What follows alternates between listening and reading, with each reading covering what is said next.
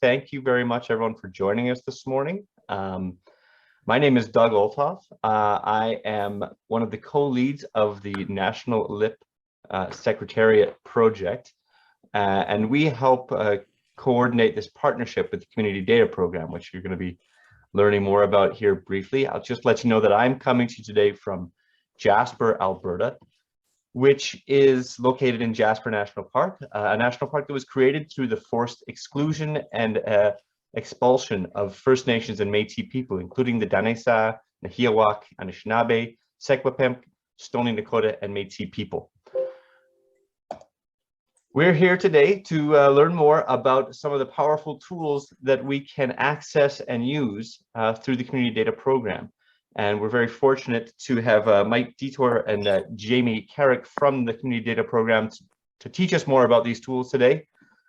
And so I won't take a lot of your time. I will just say that I very much appreciate your joining us today. And to preview a little bit, and maybe at risk of getting things wrong, but we are in the process of negotiating a continuation of this partnership and of other supports for LIP work around data and research through the National LIP Secretariat over the years to come. And I'm very hopeful that the type of learning that we're going to be doing today in terms of learning to better utilize the Community Data Program, the Beyond 2020 tool, the Tableau tool, that we'll be able to continue this learning process over the coming months and years, and I think strengthen the capacity of LIPs individually and as a collective to access and use this data to plan the work that we do, to communicate the work that we do to our partners in our communities, and to strengthen our understanding of the world that we live and work in. So without further ado, I will pass things on to Mike and we'll get started. We have a program today that includes talking about the data sources that are available to us through the Community Data Program. We're going to do some training and work with data tools, including Beyond 2020 and Tableau, as I mentioned. We're going to be talking about accessing and visualizing different data dimensions through the Community Data Program. And then we'll get to some specific questions on those data sources and data needs to support your local level research. We'll have a bit of time at the end for your questions. So we'll get things started. I'll pass things over to Mike, and thank you once again for joining. Hi, everyone. Thanks for joining. Again, my name is Michael Dieter. I'm program coordinator with the Community Data Program. I deal a lot with data acquisition. I end up playing with the data a lot. I'm joined by my colleague, Jamie Carrick. Jamie also does a lot of coordination for the program and does a lot of development with Tableau. Let me start by just sharing my screen so that got more to look at than just my mug. Just a note that there will be a question and answer period at the end, but feel free to throw questions into the chat. There's other moderators here. I may not see it, but some of the other moderators may pass them along in good time. Just a little housekeeping to minimize some windows here. I don't know if you can see all the Zoom stuff that's in the way on my screen. Anyway, so what I would like to do today is to just give an introduction to the Community Data Program's immigration data portal, and we will run through how you can get access to the portal. This is assuming that some of you may not have an account with the program. Your organization may not be registered, or if you are, you may want to be able to help some of your fellow employees to register. We'll then go through a bit of the offering of data products that we have, talk about how you can use them, and then get back to your questions. So if you come to the community data, sorry, it's my dog wanting out. if you come to the Community Data Program site, you can access the Immigration Data Portal here under Portals. It's listed. We do have planned to sort of improve the aesthetics of this page a little bit, but the information that you need is all here. So the Immigration Data Portal first provides you information on how you can get access to the program.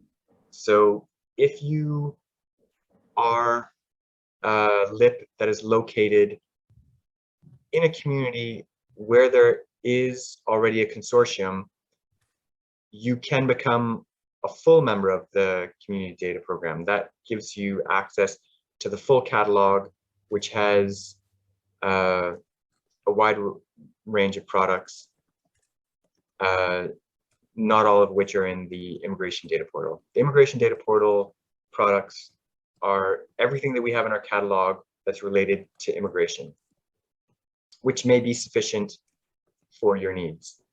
But if you would like to become a full member, you can either get in touch with us directly, or you contact the lead for the consortium in your community. Assuming that you have permission to join the consortium, then you can click here to, oh, sorry. What you will want to do is first get your LIP organization registered. Let me log out for just 1 sec so you can see what this will look like. To register your organization, you're going to end up at this page where you give the name, give a little blurb, your website. If you are joining your community's consortium, then you choose the name of that community. Otherwise, you'd be joining the Immigration Sector Network. Provide your contact name and contact information, not a robot, hit save. If you're joining a local consortium, there is a $125 annual membership fee that needs to be paid, in addition to any contribution to the local consortium fees that the consortium lead may ask you for. In some cases, the lead covers the entire consortium fee. In other cases, they ask for a contribution from members. If you're joining the Immigration Sector Network, then the membership fee and the consortium fee is all covered by the National LIP Secretariat. And as indicated before, with the Immigration Sector Network, you get access to the Immigration Data Portal, which is all tables related to immigration. Joining a consortium, you get access to the full catalog. So after you have registered your organization, it may take up to 24, 48 hours for us to activate the member organization, after which you will receive some welcoming emails and information, and then you can register a user account, which will look something like this. Indicate your member organization. This is not a free field. You would be looking for the organization which has been entered into our database. So you start typing in part of the organization's name and then select it from the list that you see. And we need everyone to read and accept these terms and conditions. So that's pretty much everything that is needed for getting registered. Once you have your account, then you are able to access the data catalog. So we have listed here what you can access. If you are interested in just having a look through the catalog, that is all here. We have as well a list of the infographics and dashboards that are available. That's right, because I'm not, let me log in.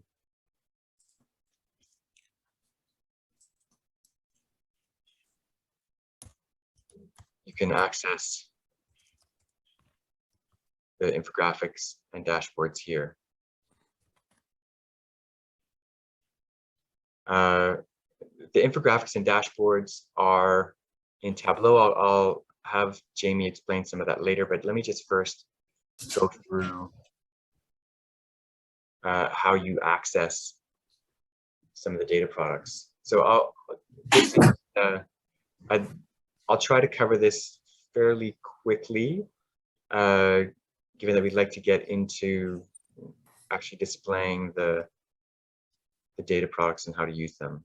So if we imagine that you are interested in this table, you'll see that there are quite a number of tables. We have 3 pages that you can scroll through, but let's just go to CPP 13. CPP is the Community Poverty Project.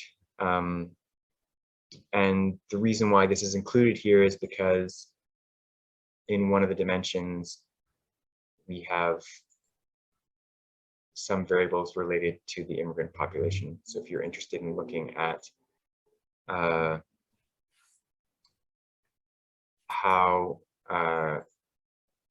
people got to work, whether they were working full year, full time, or part year, part time, or some other combination of those, and whether they were or weren't below one of these low income lines, or what their median or average income was, then this may be a table that interests you. So you would, it's always a good idea to scroll through and have a look at the other metadata fields that are here.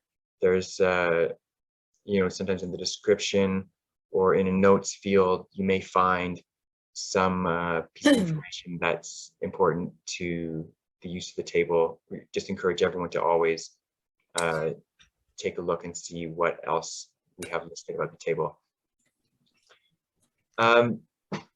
If you're not familiar with these abbreviations, that's okay.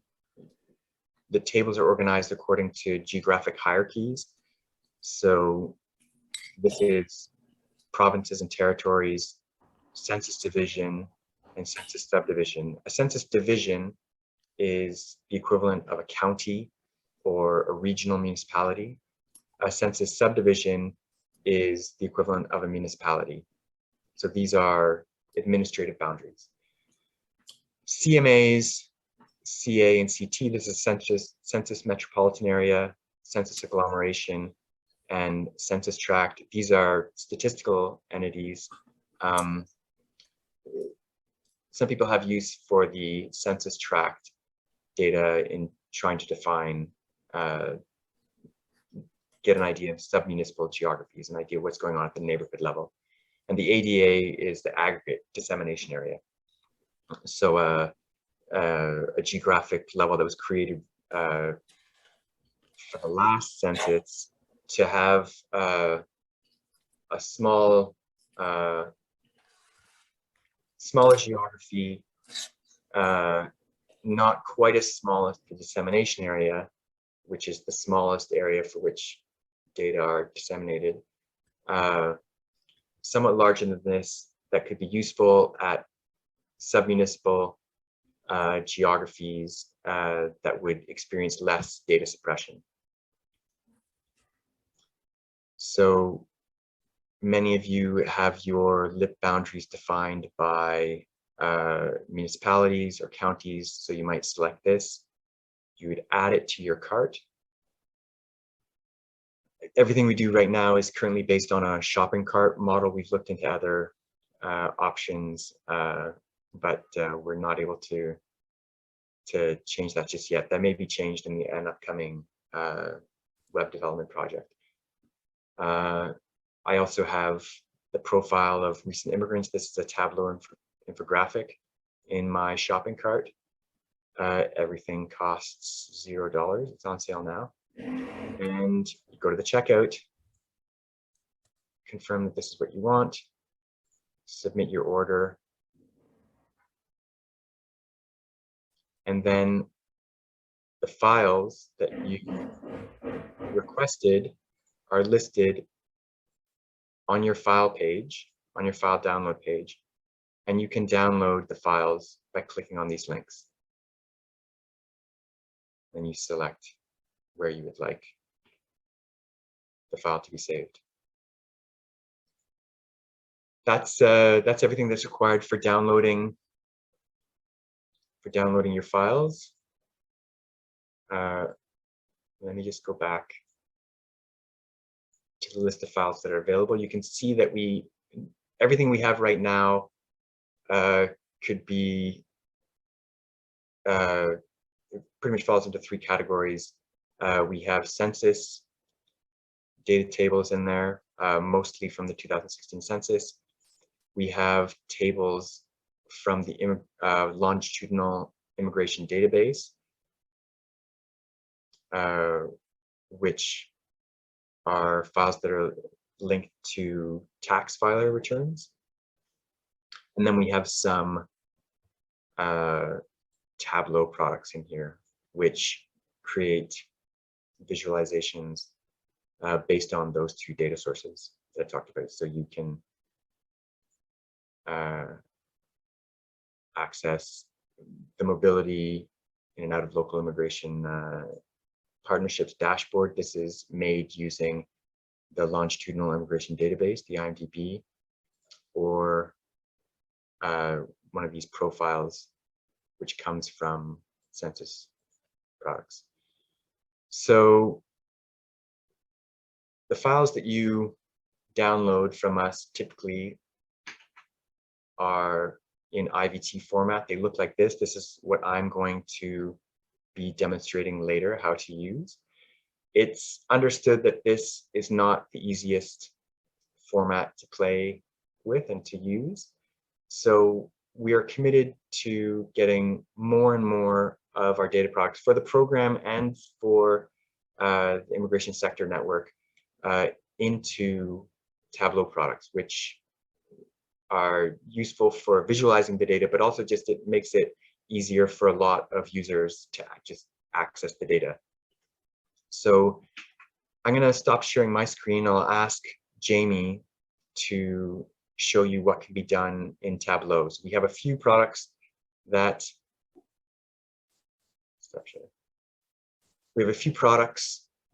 available in Tableau now, and some of which will be updated when we get new data. We're expecting in the next month or so to be getting updated data from the longitudinal immigration database. And then as more immigration related data comes in from the 2021 census, we will also continue to put some of these data into Tableau.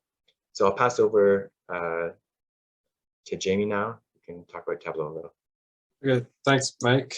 So I'm going to start by giving you a little tour of the infographics section of the immigration data portal. So I'll just share my screen. So Mike showed you how to access the infographics and dashboards section. So it's just under the resources section of the immigration data portal page. So you just click here and it'll bring you to the page. So note that you will have to be logged into your account to access this page, since it offers some direct downloads of the Tableau products and want them to only be available to users.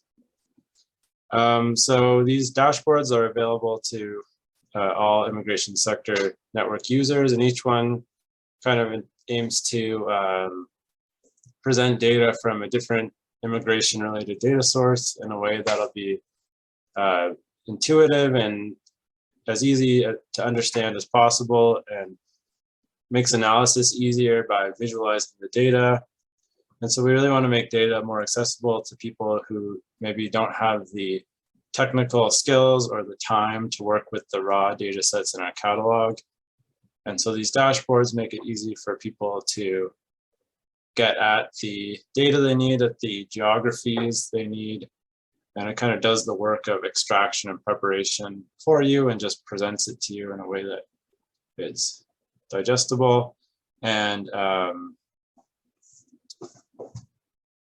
yeah, so I'll go through a couple of these dashboards, but before I do that, I just want to explain how you can access these dashboards.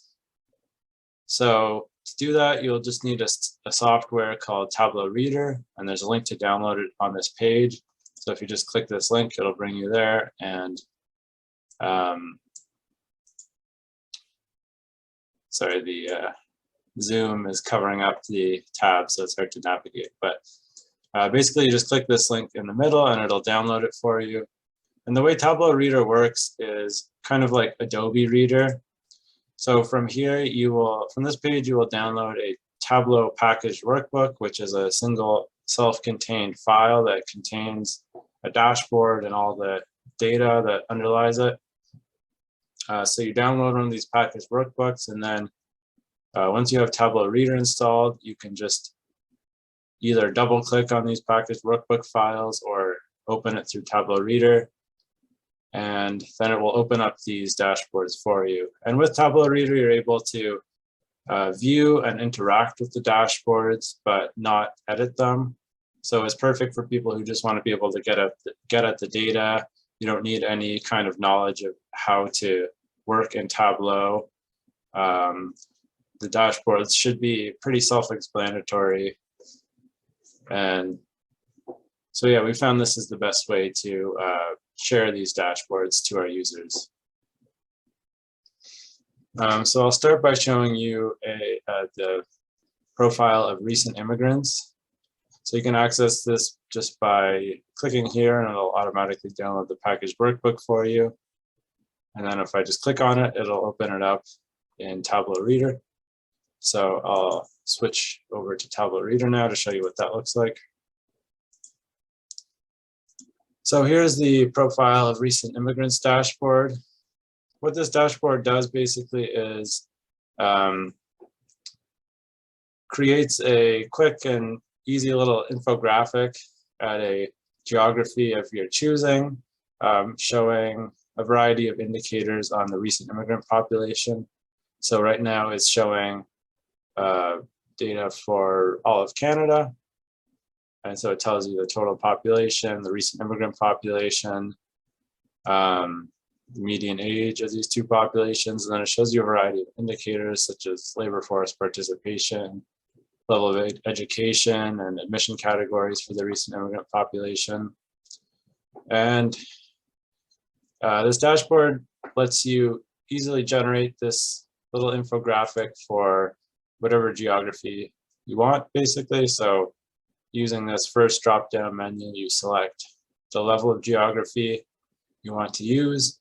So let's say you wanted the city of Ottawa, you could select census subdivision, and then in the geography name drop-down menu, it'll list out all the census subdivisions in Canada. So then we could filter down to the Ottawa census subdivision just by searching there. And if we click on that, then it will automatically generate that infographic and fill in all the values for Ottawa. So this is now showing all this data for Ottawa. And so if you want to export this and create an image or a PDF out of that, you can do that. You just click File and then Print to PDF to create the PDF. I generally set the paper size to unspecified, so it'll just export the same size as the dashboard. Hit OK, and then that will export that for you. And it is possible as well to export it as an image if you just click on the dashboard and click Export Image, or Copy Image, and you can paste it into a Word document or something. So I'll now show you a different one of the dashboards available in the Immigration Data Portal. and that is the mobility dashboard. So this is the first one here. Rather than it being a direct download, it's available through our catalog. So you would click this link and then it'll bring you to the catalog page, and you would follow the steps that Mike showed you for downloading products from the catalog. So you would add it to your cart and check out and download it, and then it would download that package workbook for you. So once you open it, it will look like this. So this dashboard takes data from our longitudinal immigration databases and tries to visualize it in a way that makes it easier to understand. So these data sets are quite in depth and can be pretty complicated and difficult if you're not very familiar with the terms. So we try to make it a little easier here. So first you have a notes tab, and this gives you definitions of all the different terms used throughout the dashboard. So you can always refer back to this if you're unclear on anything. So this first tab breaks down the immigrant population in a geography of your choosing for a selected landing year, and it breaks it down by tax year. And so for each tax year for the immigrants in that local immigration partnership and from that landing year, it tells you the total residents. So that is the number of immigrants who filed taxes in that geography in that tax year, and then out migration, which would be the number of immigrants for whom this geography was their intended destination, but they filed taxes in a different geography. So it's a bit confusing to get all the terms straight, but the notes tab makes it pretty clear, so you can always refer back to that. So this dashboard shows geographies for custom geographies for local immigration partnerships. So that's all that's available right now. You just select the geography and it will show you the data for it. In the future, we intend to add more geographies. Probably in the next month or two, we'll be doing that, which will include census subdivisions to allow you to view data for different geographic boundaries. So then on the right, this section breaks down the total residents by those who stayed in their intended destination. So the immigrant population for whom when they arrived, this geography was their intended destination, who also filed taxes in that destination in a given year. And then in migration, which would be the immigrant population who filed taxes in that geography, but who had a different geography as their intended destination. So these two numbers would add up to the total residents in this section. And so there's interactivity built into this dashboard that allows you to deepen your analysis. So you can view you have many options for landing years beyond just 2007. So whichever one you select, it'll show you all available data for the subsequent tax years. You can choose which tax years are displayed, and then you can also filter by age and by gender. So if you wanted to see in migration or out migration for just the female population, you could do that. The next tab shows, again, it shows total residents, out migration, immigration, state and intended destination for a selected geography and landing year, but it breaks it down by immigration admission category. So you can see among each of these groups, what their admission categories were. And you have the same options here for furthering the analysis and looking deeper into the data. You can filter by age or gender, select different landing years. And then the final tab looks at retention rate. So I'll just go back to the notes tab to explain retention rate, but basically it is the percentage of immigrant tax filers continuing their residence from the destination geography in the selected tax year. This does not take into account immigrants migrating in from another destination. So what this means actually is it's the state and intended destination divided by the sum of state and intended destination and out migration. So it's basically what percentage of the immigrants who arrived and had the selected geography as their intended destination are still filing taxes in that destination. So you select a landing year, you select a geography, and then it will show you how the retention rate has changed throughout the tax years. And also you can see how it varies between immigration categories. So that covers the dashboards that I wanted to show. So I see there's a lot of action in the chat, so I'll just make sure there were no questions there. I think the questions have been answered for now, unless if I'm mistaken, maybe someone can pipe up, but I've been covering most of them. Thanks, Jamie. That was great.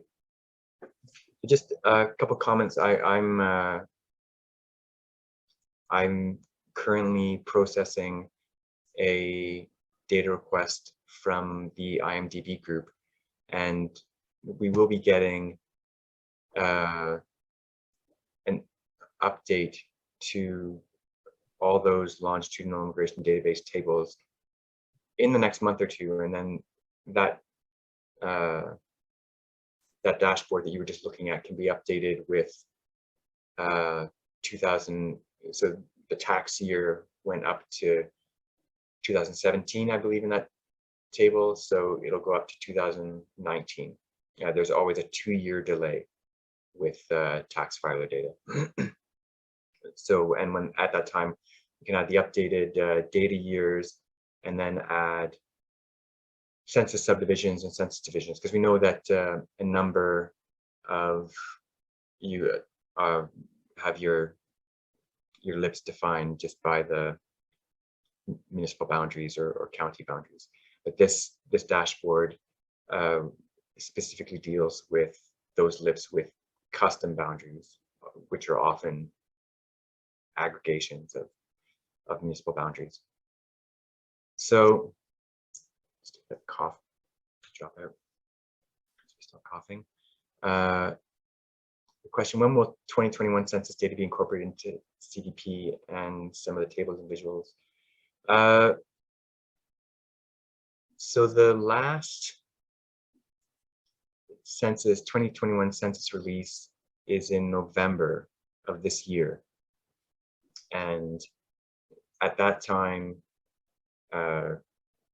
that's when the bulk of the data we're acquiring will start coming in. Before that time, there's really only one table, which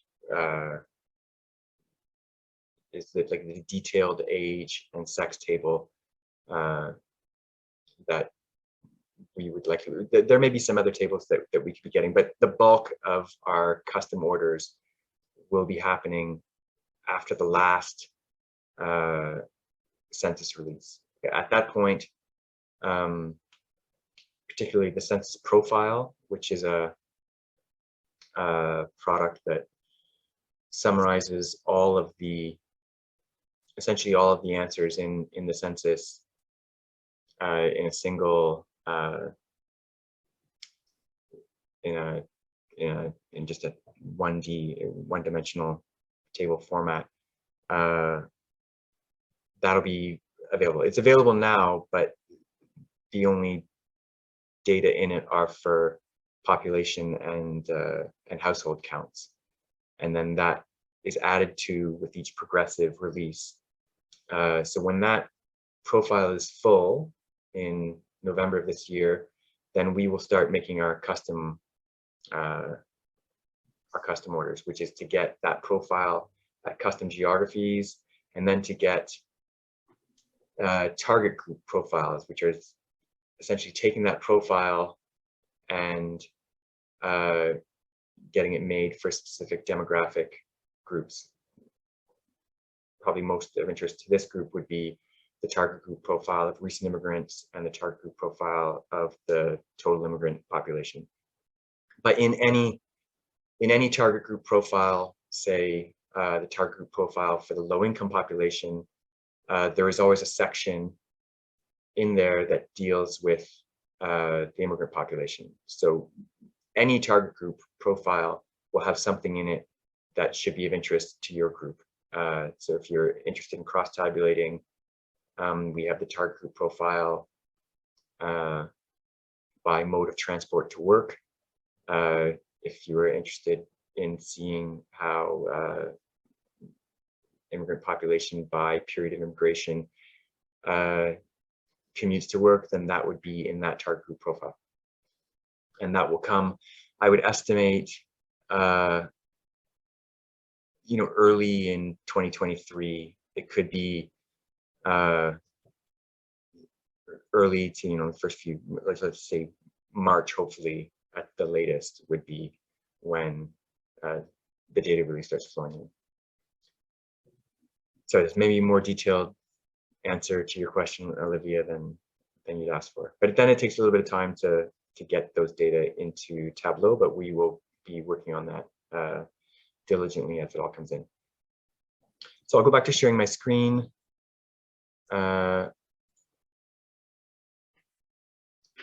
So Jamie showed how you can use the dashboards that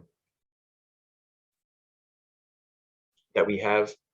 Another note on the dashboards is that we're always interested in hearing from you as to what you would like to see put into Tableau. If you come across one of these tables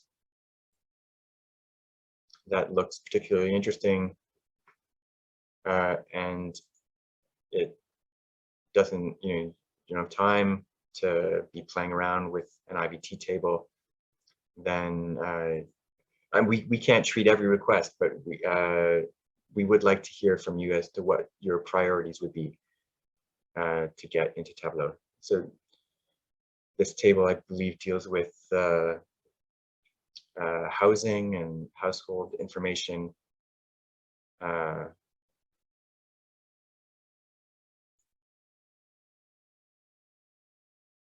you're interested in seeing, for example, population that's spending 30% or more of their household income on rent or owner payments, and of course part of the population that we're looking at are immigrant economic families, then this would be a table of interest to you. So I wanted to give a demonstration of Beyond 2020. Again, feel free to jump in at any time with any questions. It's not the most intuitive of programs, but it doesn't take that much to learn what you need to get out of it. This is, I hope to cover all the basics in this tutorial, but it's worth noting that we do have resources on our website. I'm sure you'll have access to this recording, but we have other recordings on the website on how to use Beyond 2020.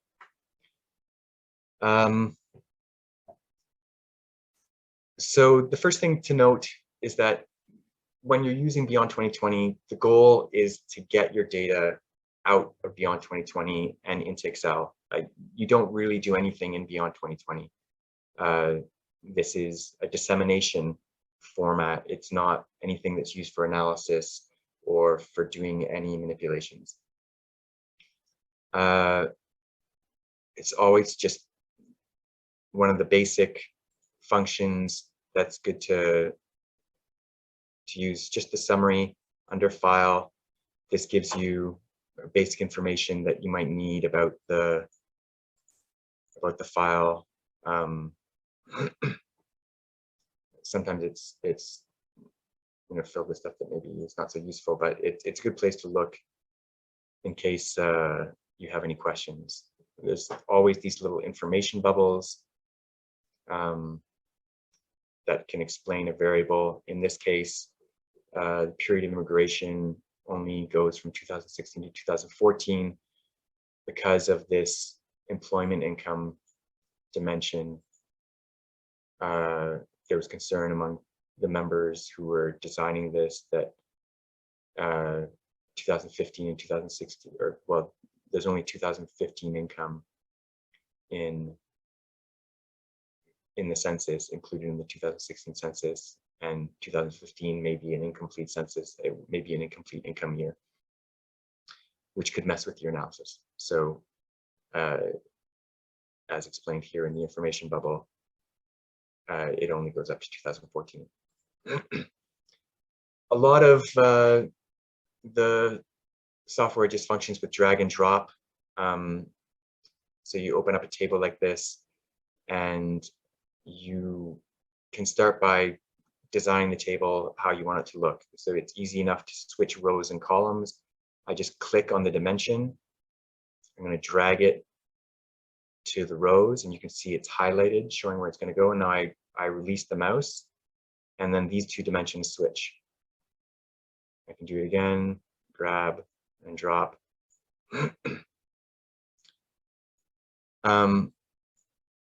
So that's simple enough. You can also, there's dimensions that are up here. I'm referring to a dimension. A dimension is just a list of related variables. And the idea of it being a dimension is a little more clear when you consider how multi-dimensional tables work, and that you start to get 3 and 4 dimensions into some of these tables. So if we want to look at the geography dimension, then I would just click on it, drag it down, and the geography dimension is going to appear here. And the dimension that I was looking at has jumped up top. It's good to note when you're doing this. Right now, you want the table to be showing the total population. And all of these dimensions are showing their totals. If they're not showing the total, then the table is being filtered for a different variable. So you show you what that means. If I bring this down, then you see there it's done it. I had mistakenly, I left the cursor here. This is a mistake that can easily be made and is easy not to spot when using Beyond 2020, is that the cursor was left on this square, which is on non-immigrants. And then when I drag down this dimension, the geography dimension, this dimension is not showing the table. This is showing the data for non-immigrants.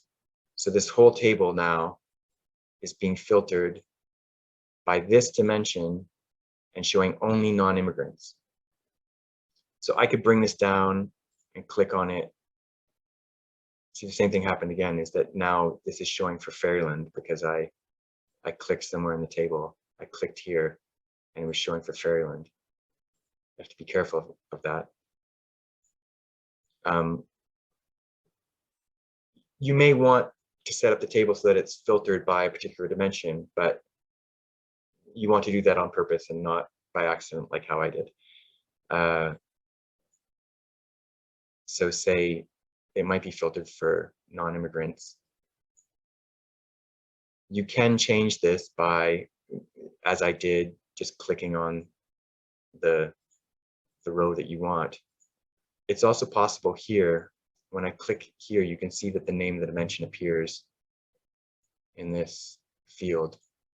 This is showing for non-immigrants, and I can I can scroll through the different variables using the arrow keys here. So now it's showing the total. All of these are showing the total, which is how we want it at the beginning. Later, we may want to filter.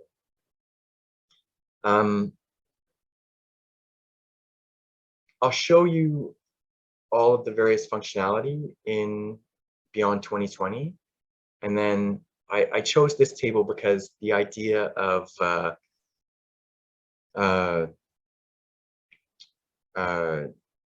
underemployment or being overqualified for your work has come up in a couple of discussions with respect to the immigrant population. So this is one table that could look at that phenomena. So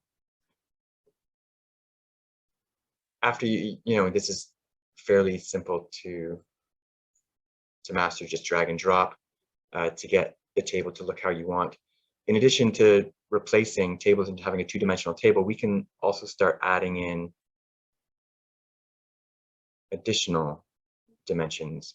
Now this can go either above this dimension or below this dimension or above it. So you can see how things get highlighted above or below. So now I've added sex, total male, female, and this may be how you want the table to look, but in some cases it might be easier if, say, we switch these around. So I could grab one. I've grabbed the occupation dimension, put it on the sex dimension, and now they're switched. So this is showing everything for total population, for males, and then over to the right is for females. And you can continue with this. The table starts to get quite large. I can bring age groups in. And now we're looking at total population by age group. And then if we keep scrolling over to the right, it'll get to male and it'll go through different age groups and the different occupations. If we want to get rid of these, I'm going to grab this and I can stick it up here. You have to put it in between. If I want to just get rid of this, if I put this here, it's going to replace age groups with the employment income dimension. Also, now I'm filtering the table for this age group. So let me just change that to the total. If I want to get rid of these and not have so many dimensions in here, then I can stick it in there. I hope you can see this on your screen, the difference between this and this. And so now that's jumped back up. We can do the same with sex. It's up. So that's just some of the basics of manipulating the table to get it to look how you want. You may not want all of these dimensions. In the example that I'd like to go through, we'll look at university educated immigrants. Okay, I gotta watch out because I've left the cursor there. So let's put it in total. University educated immigrants, but who are working in jobs that have a skill level C or D, and those are described here. So Sam, I'm interested in just looking at these skill levels. You also will want a total because you're taking the percentage. Probably you're looking at the percentage of immigrants who are at this skill level. It's always best, this total is not really appropriate. It includes,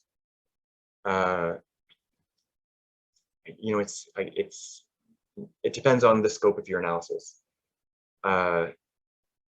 If you want to for a lot of analyses, I would choose all skill levels that are classified.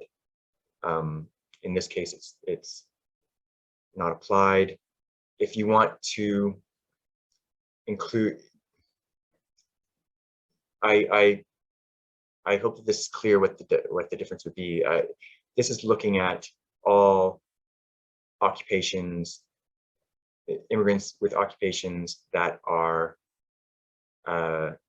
classified. This includes anything that is not applicable or classified by the National Occupational Classification. In this case, I will use all skill levels here, which I think in many cases would be the appropriate denominator to use. But you may want to take it out of the total population. So after having chosen these dimensions, and I just click on one, I hold down Control, and I click another and another. If I can click here and hold down Shift, and it's going to select everything in between my first and second click. But we just want this. So hold down Control, click those. And now I right click, and it gives me the option to show or hide these.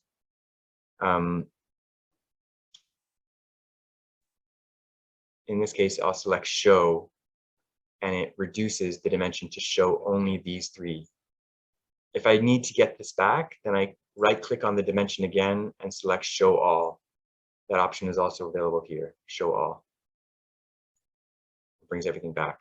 So you can do it the other way. I'm not interested in these dimensions. I right click and select Hide. I'm not interested in these. Right click and select Hide. So again, this is more manipulation just to get the table to look how you want. Now again, with geography, this table comes in, I don't have it here, but anyway, this table comes in several different parts. This is part 1, and I believe it has mostly, these are all Atlantic geographies. So, and the other parts are, for other geographies as you go west.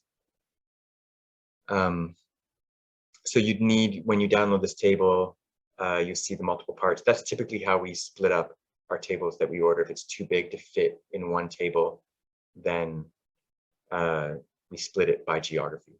And you'd have to open up the table to figure out what your geography is. Usually it starts in the east and goes to the west and north as the last.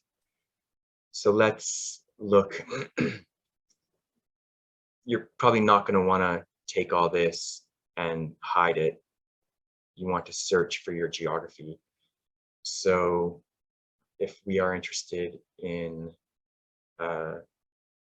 Halifax, you want to search, and you select the geography of interest. Make sure you're not in a different in a different dimension. Select the geography of interest. This button allows you to search, or you can go dimension and search. Now I am looking for Halifax. I'm going to look for the name Halifax, and that is in the English description. You'll see that there are a number of other possible fields that you can search here, and that's because this dimension has a number of other labels that you can't see right now, but that you can see by clicking this next label button. All the geographies are classified using, are also listed by their unique identifier. So this label shows you the geographic level. This is province, and this is province 10, which is Newfoundland and Labrador. And all census divisions and all census subdivisions in Newfoundland and Labrador begin with the numbers 10. A census division has 4 digits. And then census subdivisions, municipalities have 7. And then we can change the label again. This is a data quality indicator. This is just showing you the geographic level. Again, this is just the UID without any PR or CD in front of it. Just a simple index. And then the names again. So that's what you're seeing when you look at search. You can see all these different options. I could select for just the provinces. And this table only has these 4 provinces in it. As I said, it's split up. And show all. But if I'm searching, then I'm going to use the English description, and let's try Halifax. And so it's giving 2 records for Halifax, and I know that one is a census division, one census. This is the regional municipality. The census division and the census subdivision for Halifax are the same. These differences in the numbers are related to random rounding. And you can expect small differences like that. So let's take this record for Halifax. Now, if we bring this dimension now, you can see that the table is being filtered for Halifax.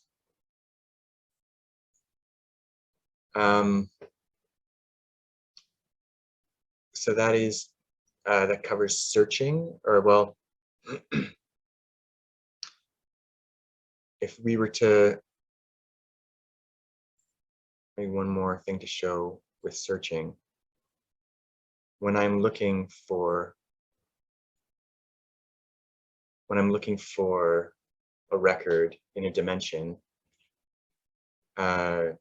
this type of selection indicates what's going to happen to the table after it finds it.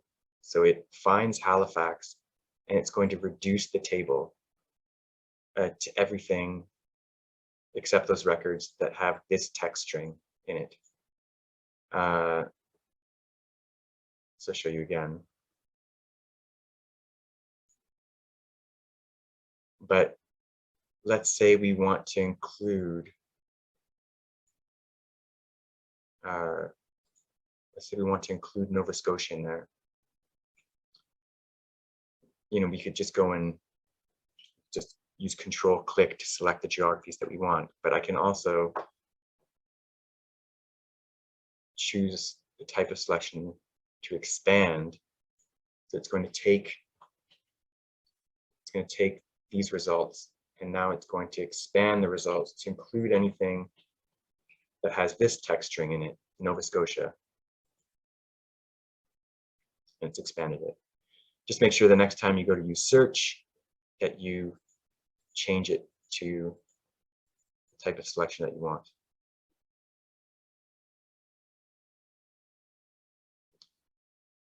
I see something in the chat. I assume many of the moderators will let me know if there's a question about what I'm doing. And please feel free to stop me. I hope this is an appropriate level of detail. I understood that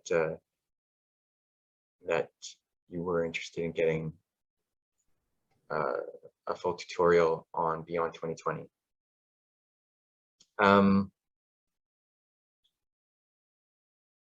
So you generally don't need to be using like you wouldn't. I never use the chart in this. I just get it into Excel. You can also change the language. Everything that we get from Statistics Canada is available in French and English. So you can press the F9 to do the same. So before I go into trying to answer a question with this table, just continue with talking about just some of the basic functionalities of Beyond 2020. Next thing you want to do is just to export this table into a format that can be used in Excel. So one thing you can do is just copy the table. I hit Control C. And if I go to a workbook, Control V, it just copies it in. And up here, it's indicated, it's listing all these other dimensions, which is simple enough. If you have a large selection, though, you can't just copy it in. If you say we're wanting to look at a number of different dimensions for all the census tracts in your community, then copying it like this may not work. And so you'd want to save the file as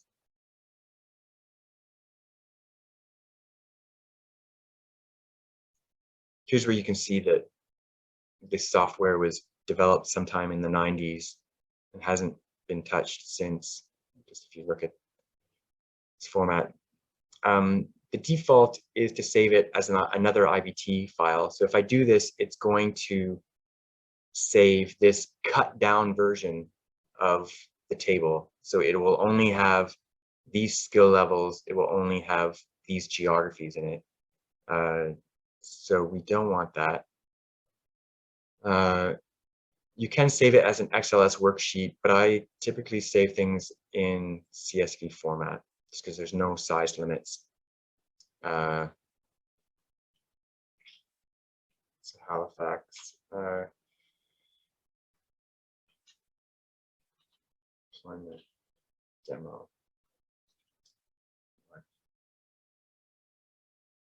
And then this again is a somewhat frustrating feature of Beyond 2020 in that the directory that it wants you to save it in is some obscure Windows directory. Just go as high as you can.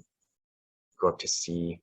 If you're on a network drive, you may see something that you recognize there, and then start going down to something that you recognize, which should be users. I would go users, and there's my computer. There I am, Michael Dieter, under documents, and then find a folder that you recognize and save it there. It's just frustrating that you may end up saving your file in some place where it's hard to find. And so this will, if I save this just in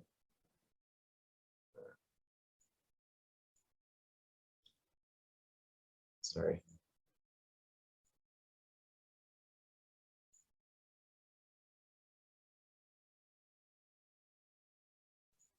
If I save this here,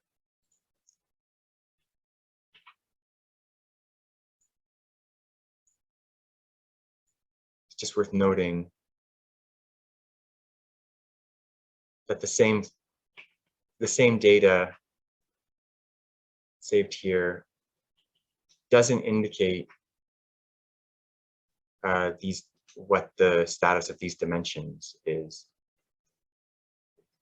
So if you are filtering this table for one of these dimensions and you save it as a CSV file, it's not going to indicate it there. So you might want to write whatever you're doing in the file name.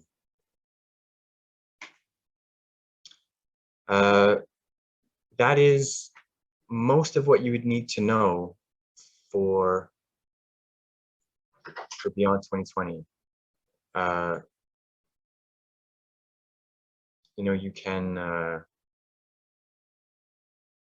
get summaries of dimensions. There's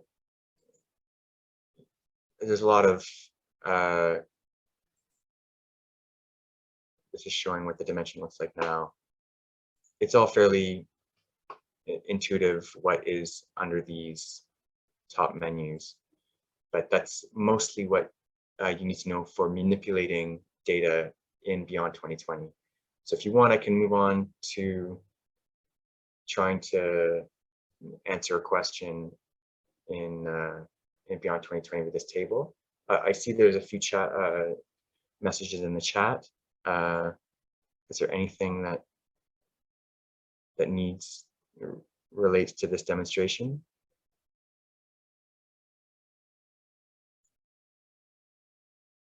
I'm going to check in again because I've sort of hidden all the Zoom windows just to make sure that you are still hearing me.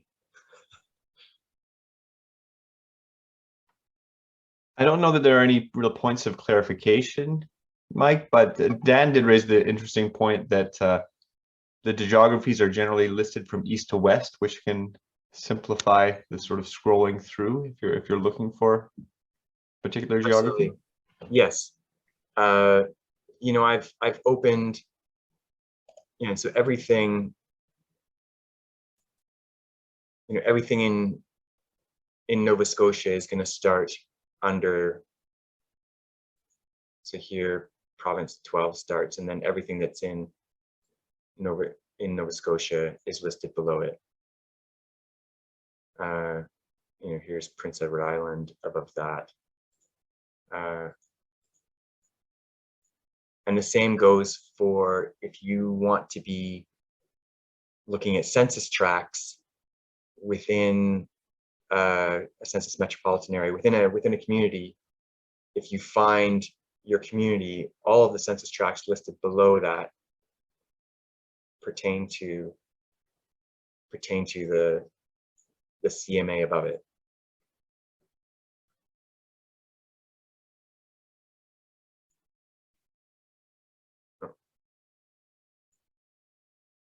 So if we're looking at,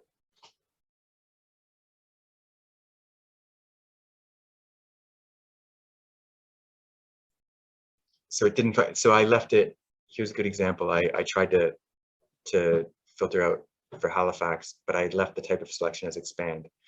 So it's already showing everything. So that's not going to change the table at all. So I want to reduce this table to show me only things with Halifax. And we'll just use this. So, you know, I thought that this would be an interesting table to use to answer questions about overqualification.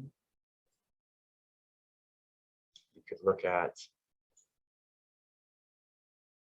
let's say, total population, non-immigrants, immigrants, and recent immigrants. Is that too much? So we're going to only show those variables. And as indicated before, I've filtered this dimension to only show skill levels C and D. So perhaps you're interested in knowing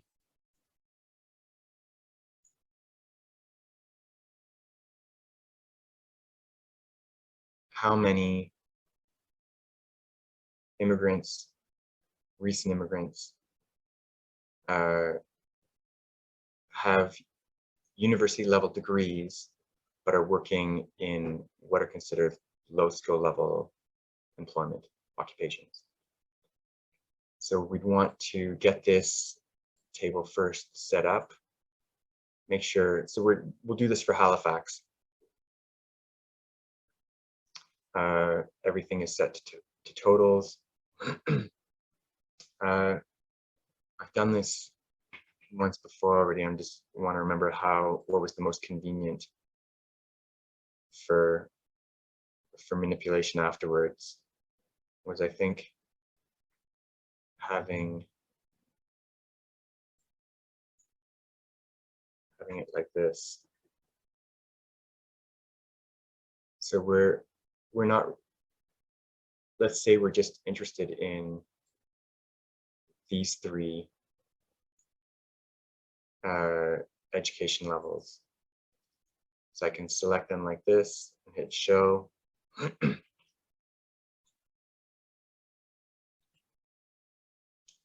Now, if I highlight this table, highlight the data here, hit copy.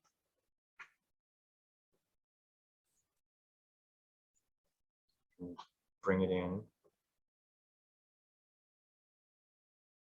Let's zoom out just a little bit. Can everyone read that? Let's just call this total population and it's understood this is for population age 15 and over.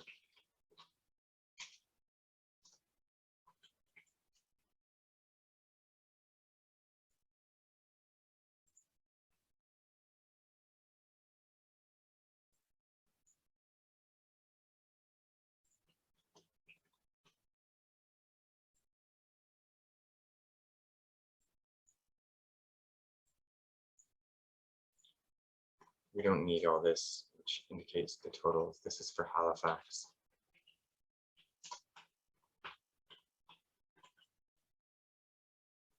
So if we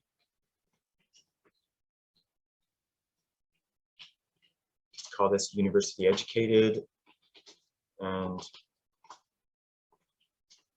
take that these are all, this is the sum of these three variables. We could do that again here. I'm just going to copy that same thing here.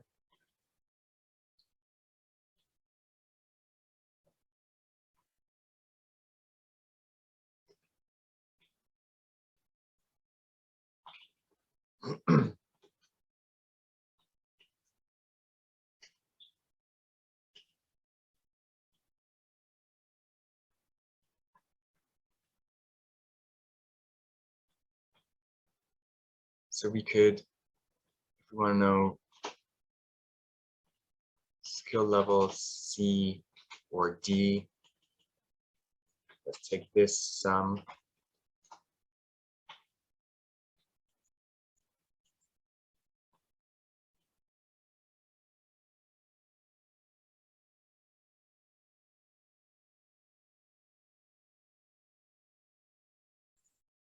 And then skill level C or D, this is the count.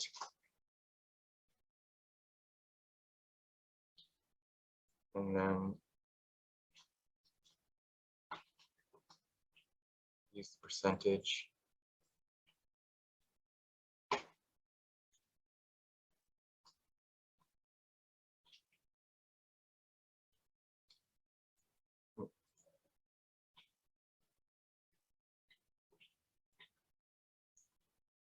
So what do we see in Halifax?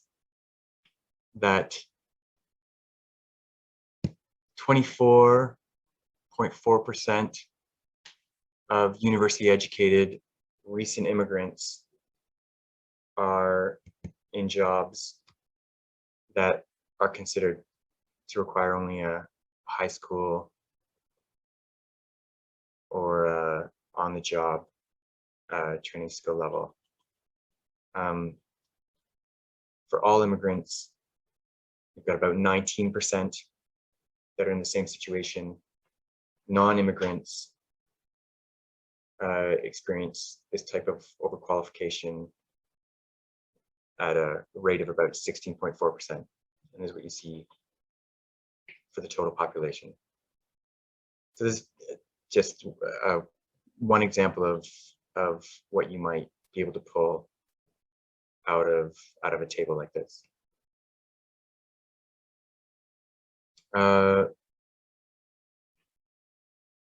So I don't know, I think it'd probably be good to turn it back and see if anyone has any questions of what I've done so far. I do have some other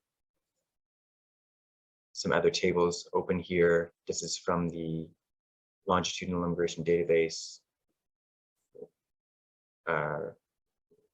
This is related to mobility from the longitudinal immigration database. This one is related to employment, some economic outcomes. Does anyone have any questions about what's been shown to you here? Is this something you can use? Is this something that you is there a question that you would like to try to answer here?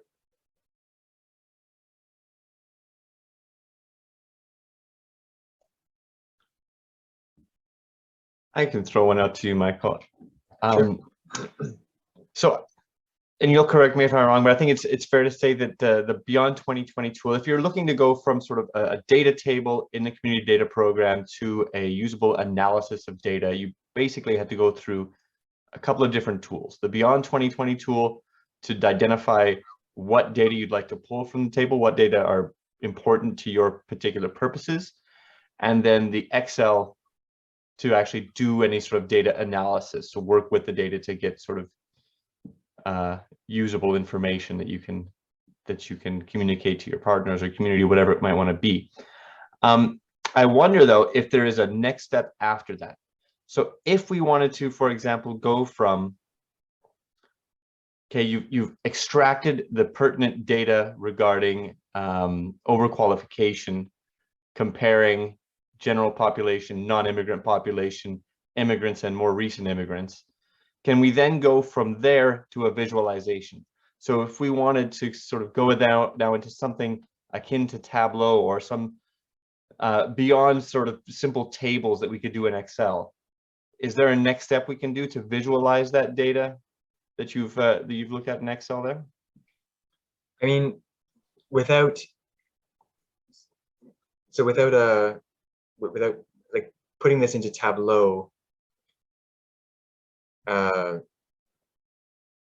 would take a bit more instruction than I think I can offer, or what Jamie could offer here. We did just offer a workshop just last week on using Tableau, data visualization in Tableau. From here, you know, Excel has a host of, you know, you can use just some simple maps, some simple charts to map this out. I might say, you know, if we call this, might put another recent immigrant.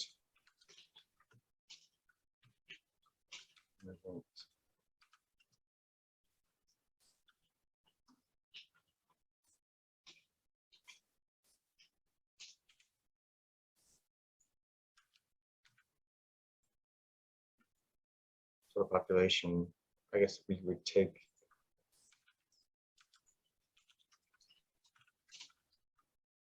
you might just want to take this and move it into a different sheet. Save it as values.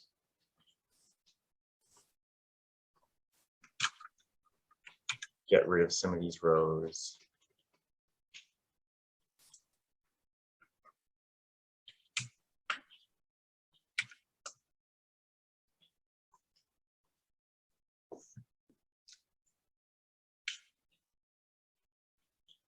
So if we're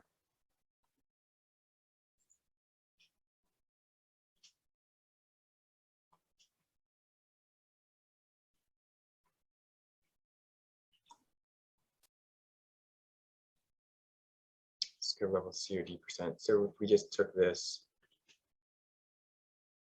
you can always just add a simple chart.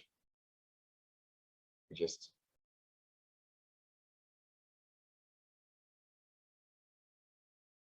this is making a bit of a mess of it, but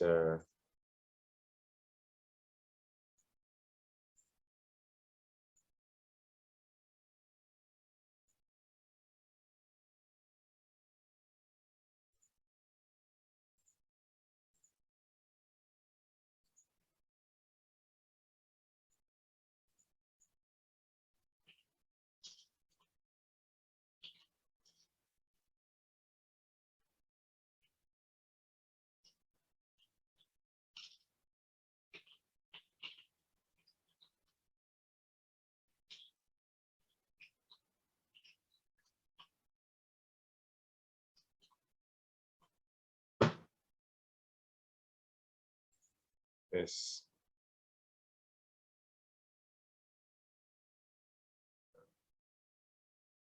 just have to play with this a little bit to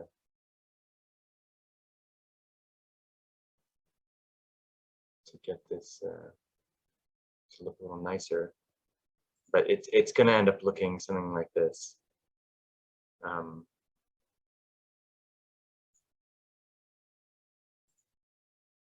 These are, oh, it's got everything in here. Sorry, you know what I'm doing is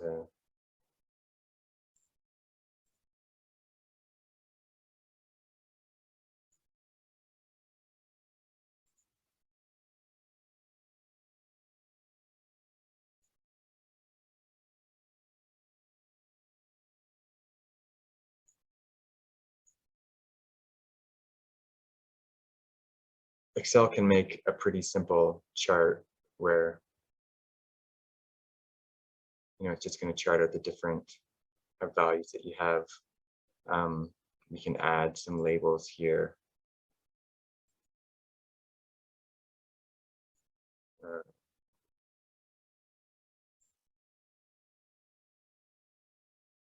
we don't want. We already know what that is, so why don't we get it from here? Just to give the percentage value and count. You probably want to play around with the titles here, but this is something that's a fairly straightforward visualization of the data that was shown just there. I don't know if that's what you had in mind. Yeah, absolutely. So a lot of this is done, you know, just Absolutely, Mike. That's perfect. I think really what large complex data tables to something that we can present to community members and partners that's immediately recognizable and understandable, and that's to me a very, very powerful tool. I guess if there are other questions, please go ahead. I can throw one more out if you'd like. And the question, I guess, in this one, and I apologize, I kind of lost track of which data set this data came from. Yeah. But when we look at, when we're on the CDP website, if we want to get some information about the sampling strategy or the sampling characteristics of a particular data set, is that readily, can we read that off the CDP website? Sampling.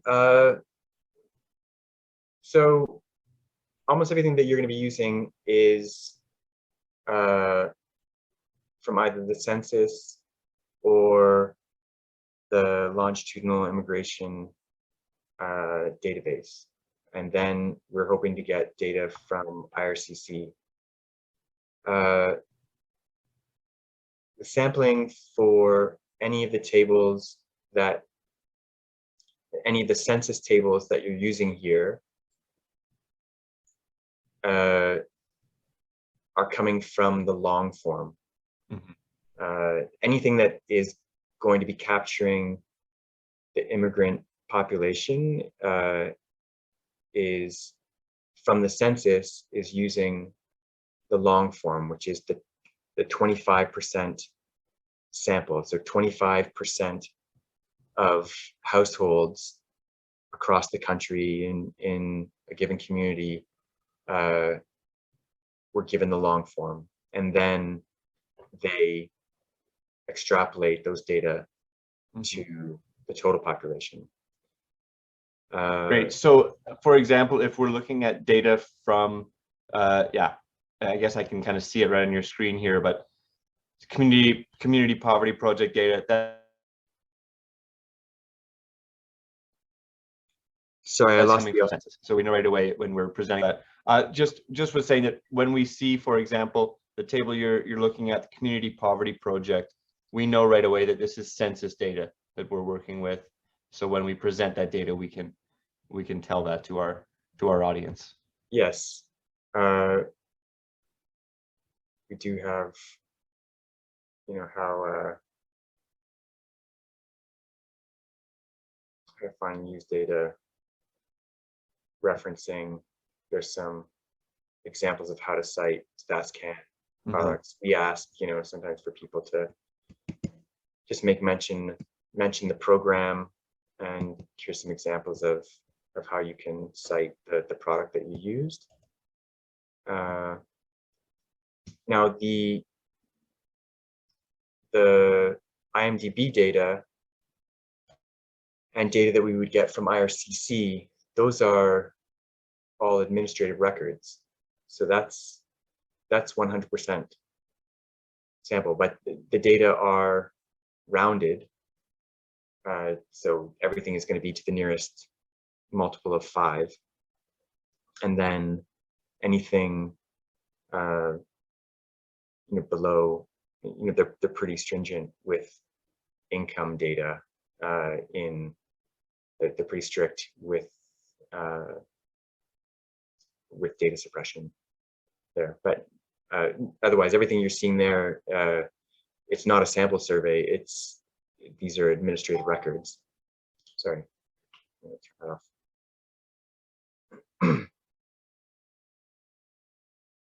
Did that answer your question?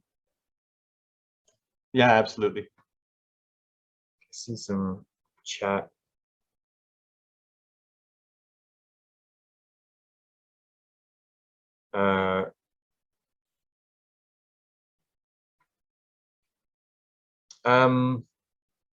What else do you want to cover here? So hopefully we've covered a lot of how to use the tools in this tutorial. It's worth noting that you can contact us at any time. There's a limit to, we're not necessarily going to do the work for you, but you can certainly answer questions on how to do any of this. And I mean, we can also do the work for you, just charge a fee. That's in our analytics division, but that's not the point of the relationship here. We're here to answer questions. We're here to show you how to use the data. Frequently in answering some of those questions, we get halfway through the file, and a lot of it is, I may end up just sending you what I have, which already has things fairly far advanced. We do like to hear your questions and find out how you want to use the data. And this is not easy to use, or even if you find it easy, it takes time. It just extracting, finding, getting everything to Excel, summing it all up. So hopefully the dashboards and infographics can do some of that work for you. But if there's questions about any of those steps along the way on how to use the data and answer certain questions, then that's what we're here for. That's a big part of the program. It's not simply access to data. It's access to people who can help you use it.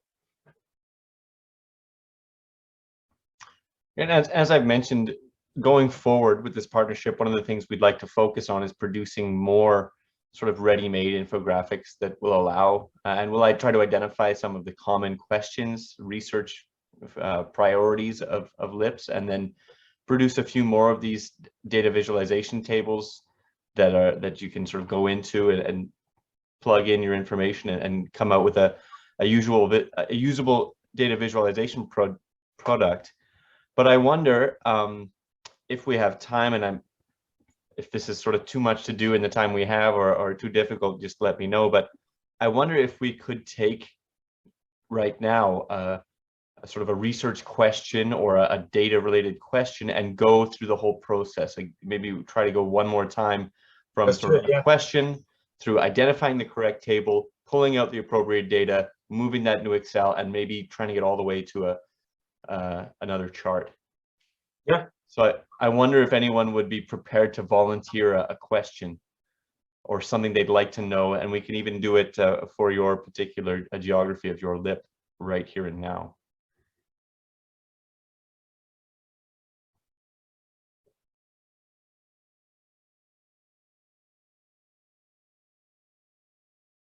And if not, I can volunteer one. Yeah, and what I have open is something in BC, British Columbia. Yeah, I'd need to go get that open.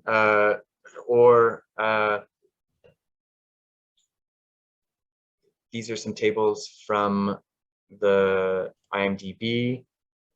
They're always a bit tricky to work with, so that might be a good one. That might be a good one to deal with. Or, I mean, simple or complicated. Let's. I don't know if you want to stick with the same table, move to something different. We can also, go back to the catalog. Yeah, it might be useful to start right from the catalog and go from there. Sounds good. Maybe I'll throw a curveball at you and see how we deal with that. So if we looked at a question around housing, if we were to look and pick a community in British Columbia, sure, and say, okay, what I would like to know is the percentage of immigrants and recent immigrants and total population in comparison that are I can't remember the exact terminology, but spending more than sort of 30% of their income on housing. In housing that's not affordable. Yeah. Sure. So I guess there's what can help.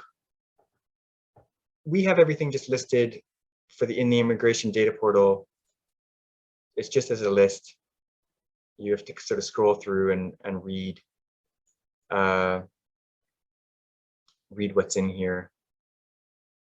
So I happen to know that as we go through, if you're in the immigration data portal and you see something, it doesn't. This isn't going to necessarily say that it's for the immigrant population, but something that has selected cultural or activity limitation characteristics. That's a mix of demographic types that it's in here because it has variables related to the immigrant population. So you start by looking at these tables. Mode of transport to work, that's not going to be it. Mobility, no. This is household and income characteristics. So I do know that this is the table. So it's good to note that this is for economic family households. However, we're also going to want single people, so persons that are not in an economic family. So we're going to need to combine data from two different tables. So particularly tricky. We also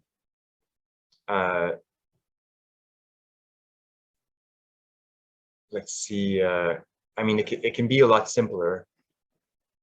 Are you interested in, immigrants or recent immigrants?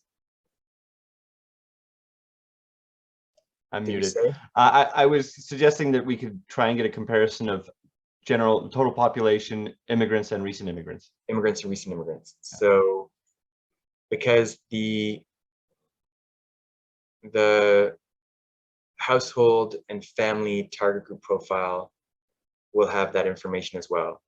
And there again, so the target group profiles are just, again, a list of all of, simple one-dimensional answers to the questions that were asked in the census. But target group profile is for a particular demographic. Demographics being defined at the person level, regular target group profiles will not give you the information that you need here, because this is talking about household expenditures. So in the regular recent immigrant, in the target group profile for immigrants, recent immigrants, or in immigrants and recent immigrants, there won't be any information on household spending. So that's why we requested these tables, which ask which provide data on households and families. But in order to do that, we needed to define what is a recent immigrant family, what is a recent immigrant household. So the information is provided here. This is a recent immigrant household. The similar definition would hold for just an immigrant household. And then we would also go to, if we're getting data from these target group profiles, then we would also want to get total population data from the census profile. So that's one way to do it. And that's going to give affordability information there. Another way of doing it, so I don't know, it would be this table,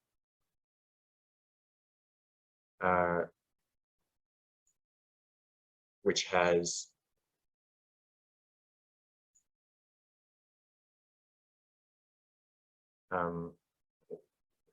this is incorrect. This was copied again. So on owner major payments, under rented, this is spending 30% or more of household income on, this should say rent. But this is the variable that you're looking for. So let's do it this way. And then it's only two tables we need. So if I'm getting CPP 9 for economic families, I'm also going to get, see, it's brought me back to the main catalog.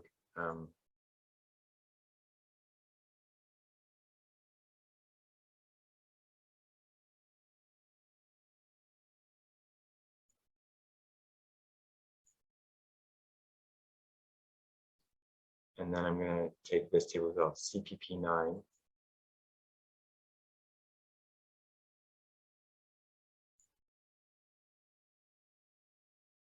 And yeah, so I guess I've skipped a step here, because what you would have done is you've looked through these tables at the description. It's in the immigrant data portal, so we know that it's going to contain some information on the immigrant population. And then if we looked at this dimension,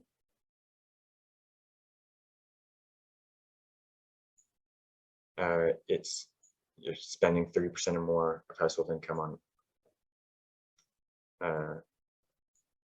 Jamie will have to change that later, but that's what we want. Or again, going through those target group profiles. So that's how you would find that. Again, if you're having trouble finding this and you know roughly what you want, you can always send us an email, because it's difficult to go through all these tables and to interpret what the titles are saying and if it has what you want or not. So I'm submitting these two tables. This is another. Okay, fortunately, this is the first time that I have downloaded these two tables. Just as another quirk. If I say I was to give this demonstration again a year from now and downloaded this table, this wouldn't appear at the top of my list. It would appear wherever I first downloaded it. So if I went and tried to download this table again, go through the whole process, forgot that I had it here, it wouldn't appear at the top of the list. It appears down here, unfortunately. We've talked to our web developers and it's not clear. They don't seem to be able to fix it. So let's download these tables.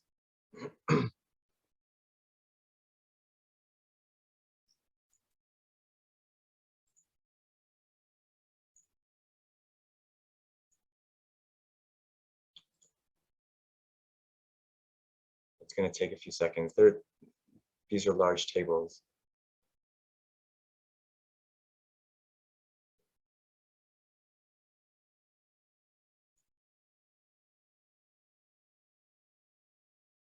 Yeah, wait.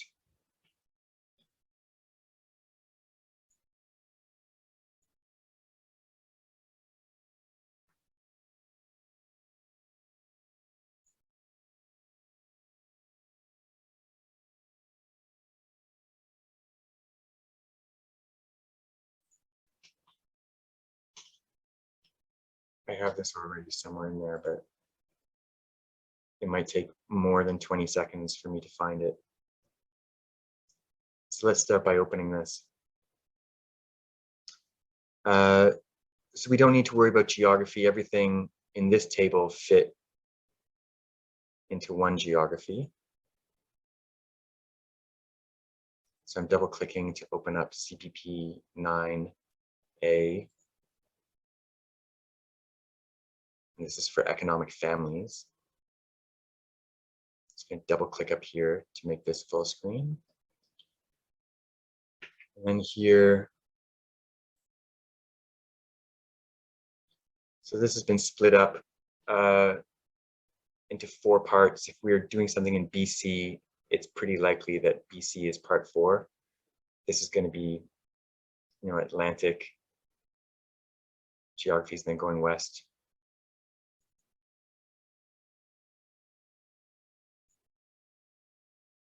Okay, so we have CPP 9A for UI stands for unattached individuals, which is no longer the just correct way of saying that. It's persons not in an economic family. But we'll start by looking at economic families.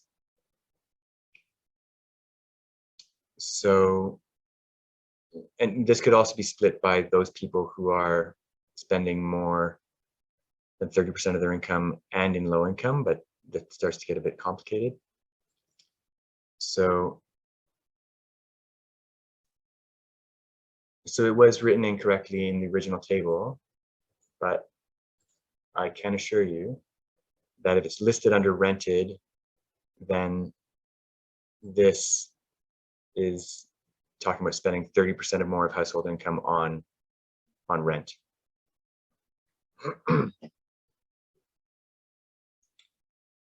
So sorry, are we interested in all those renting and owning, or just renters? Why don't we do both?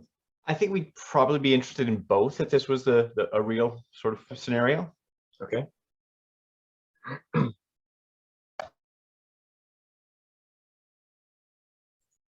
Just to be sure, we'll take the total.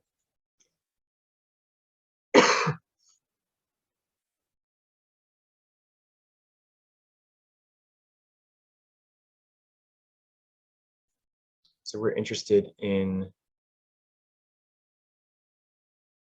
all economic families, immigrant economic families, and recent immigrant economic families. We'll use the 5 years before the census to show.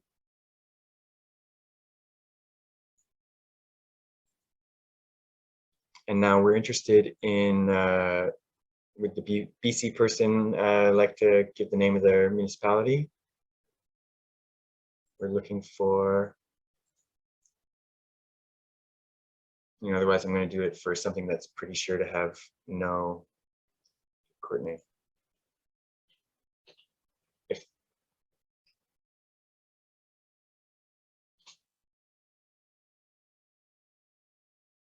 So it's a small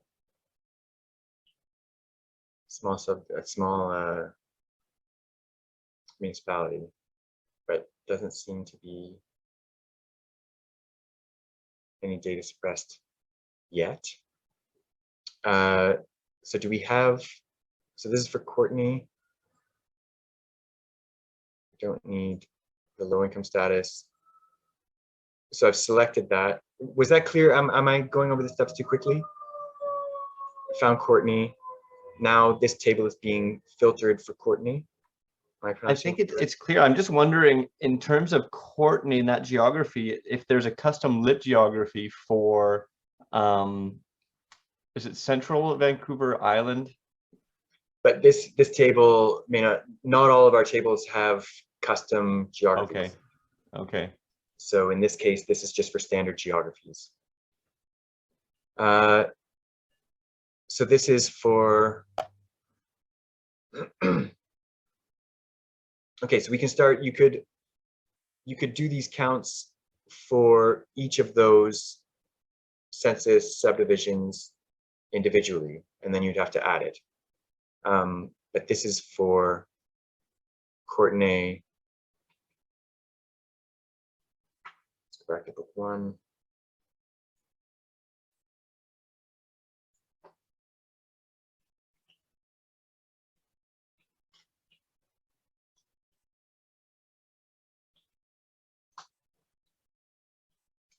So I've just copied and pasted the data that were here into Excel.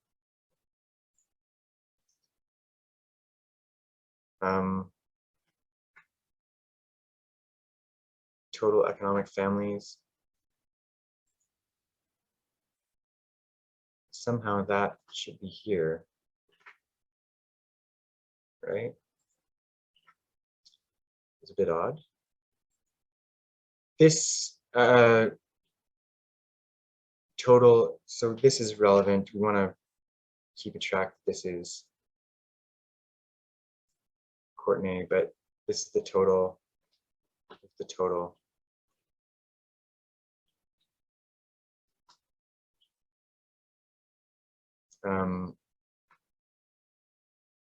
Own spendthrift amount.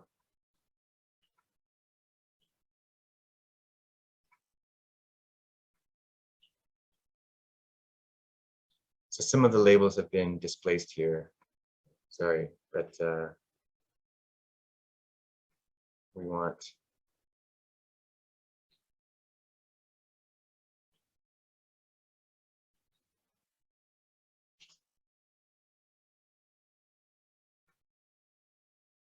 is this right?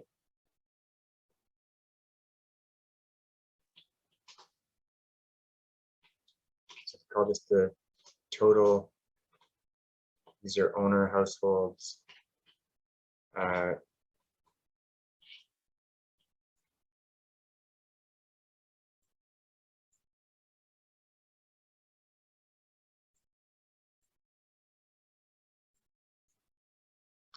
Now we might do the same thing for the unattached individuals. So we're going to take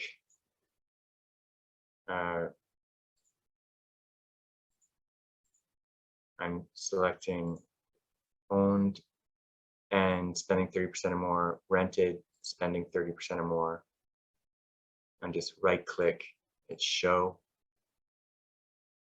I just out of habit, I just take the total all the time.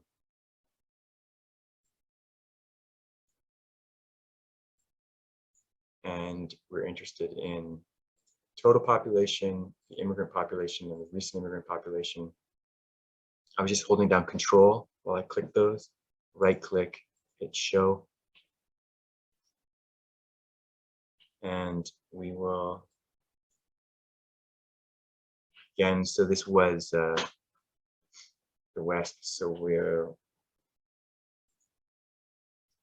I'm searching for the English description, it's on reduce. You don't need to finish the word. You can see I just started typing part of it, and that's the only one that matched.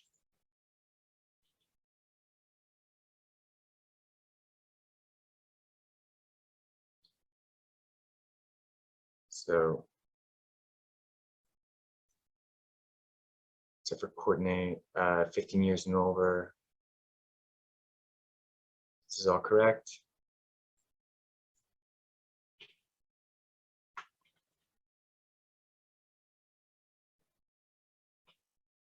So I'm just going to clean this up a bit. This is essentially a total. We can get rid of it. Income status. This is the low income dimension, indicating that we have the total. We don't need it. And then it's all for Courtney.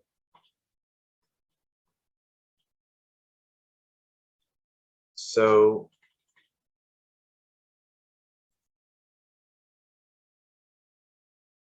if we're doing the total here, we can say spending 30% or more is this plus this. I've just copied that formula down. It's going to be the same here.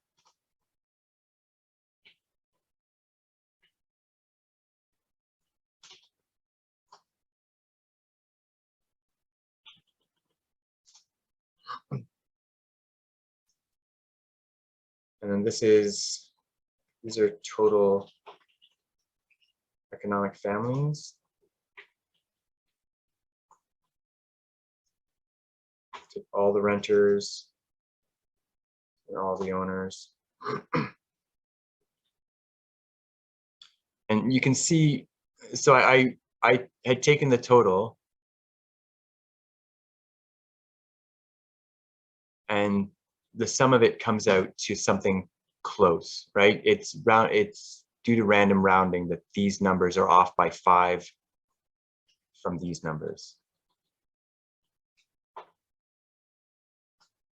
This is total unattached individuals.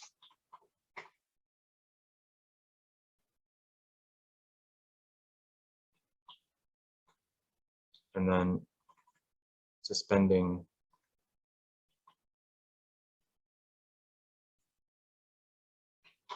this is the count. And then we'll just add a percentage. It's equal to this divided by that. Change that to percent.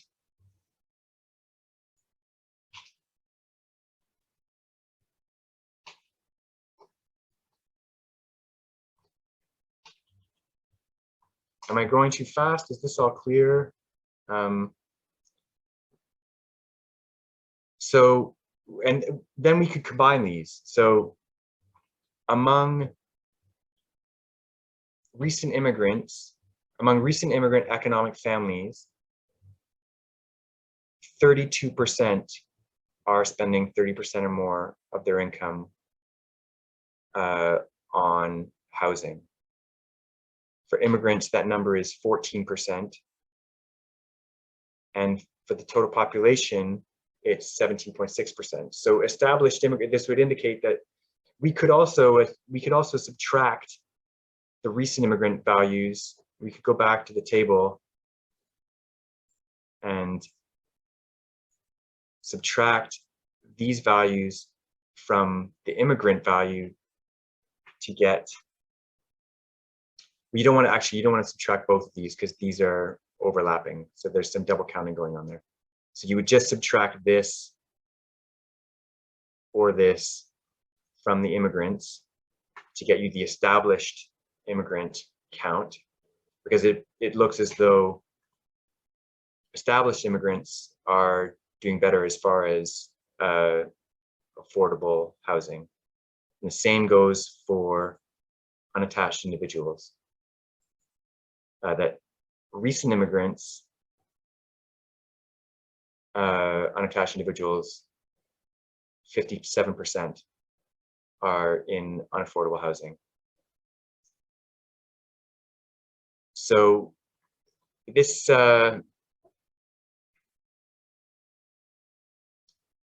if you combine these, you know, it's the description of it is a bit tricky because you're talking about a mix of economic families and unattached individuals. We could do something similar in using the target group profiles, where we download the household target group profile for recent immigrants, the household target group profile for the immigrant population, and then download the census profile.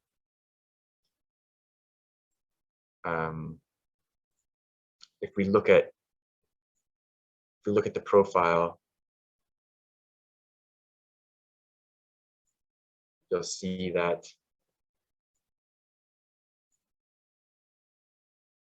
there is also in here, and just so I'm looking at in the list of variables, I'm just going to look for 30. If I just look for 30%, I'll find it.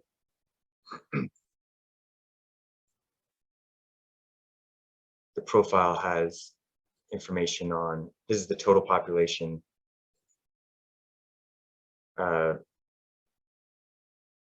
spending 30% or more of income on shelter costs. And then similarly, in our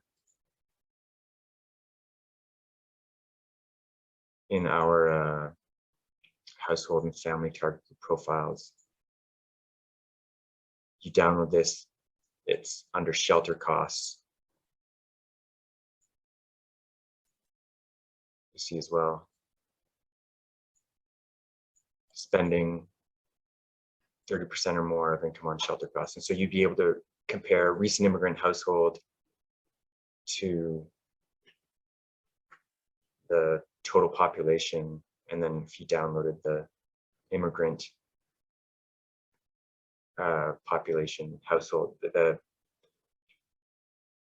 immigrant population household target profile, then you would have a similar number. That's great, my guy. I might just intervene because I think we're coming up on our scheduled time here. So I don't know if you have time or if people want to stick around for questions. I'm not exactly sure what capacity we have there, but I just wanted to say thanks, first of all, for this. Really, and I think this really demonstrates the utility of this product of the community data program for LIP work. This is obviously very applicable to the work that people are doing. We're going to do follow-up with everyone to really